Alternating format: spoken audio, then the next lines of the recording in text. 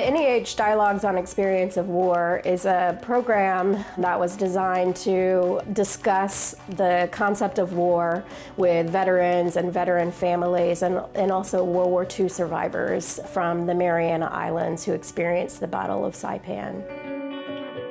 Saipan is in the Western Pacific. It's sort of just south and east of Japan. Saipan is in the Mariana Islands, and it's one of the most populated islands there. It was home to the indigenous Chamorro and Carolinian people, and it's a very dynamic population because it's had many colonial sort of interventions. And so we saw the Spanish come in, and also the Germans, Americans, the Japanese, and so there's a long history of sort of colonial interludes in the Marianas as well. We took a team of ECU professors who were part of the programming from the English department in film studies and also education and maritime studies. And we ran the dialogues program. We had a project for 2 weeks. The first week was training local discussion leaders, so people who had an interest in history, humanities, veteran issues. And so we trained them for a week while we were there to become discussion leaders, to hold the discussions for the folks, the veterans, the veteran families who wanted to participate in that week-long discussion. Some will die not uttering a word of his or her experience in war.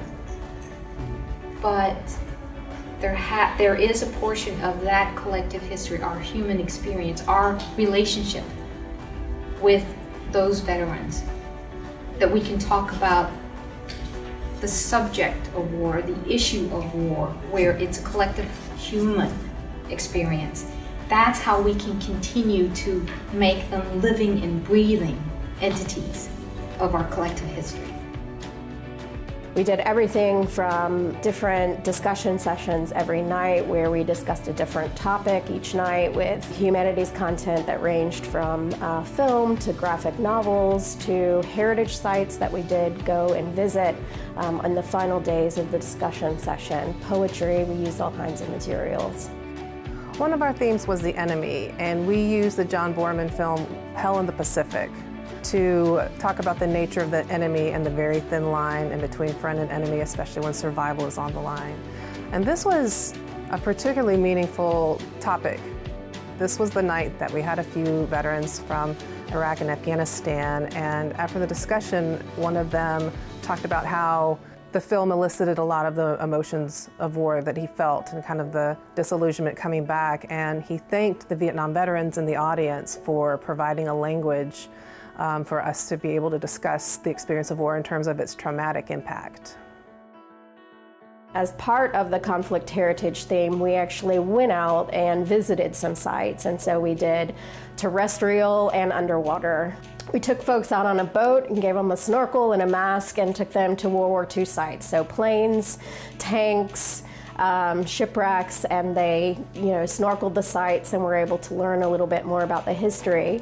And for the terrestrial, we took them to some of the caves that were used during World War II, even by some of their family members, but also the Japanese and the US, and talked about how the history of the caves are not just World War II, but they extend all the way to their ancestors.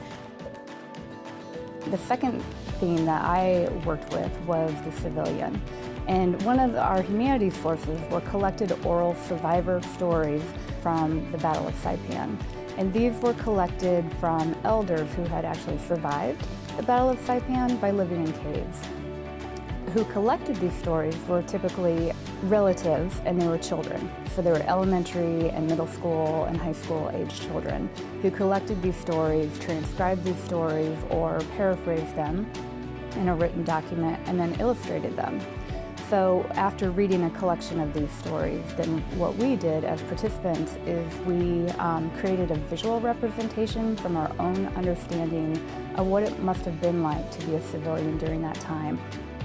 So, going back to my grandma, she is my warrior, and she lost 4 children during war and a husband. She literally came out with just the one daughter who was 8 years old at that time. And when I lost my son, who is a veteran as well, I went to the grave and I asked my grandma, how did you live to 60-some years losing your children during war? And there was no group, compassionate group that time or whatever. How did you survive? But now I know, because I lost a child, my son, and I said, okay, Grandma, I have your heart and I have your stamina. You are a strong woman, I am a strong woman. Not being involved, if you're not a veteran, if you're not involved in the battle, understanding it from the perspective of being on site or seeing the vehicles that are used or the machines that are used is important in understanding the veterans' experience of war. And so to take the families out alongside the veterans and really looking at like how big these vehicles are and you know how many people it would take to actually operate these vehicles, and then what are the battle scars, you know, that you see, and we pointed some of those out in the field, you know, personalizing that experience. There's nothing like actually visiting a site to really get a sense of, you know, what happened there.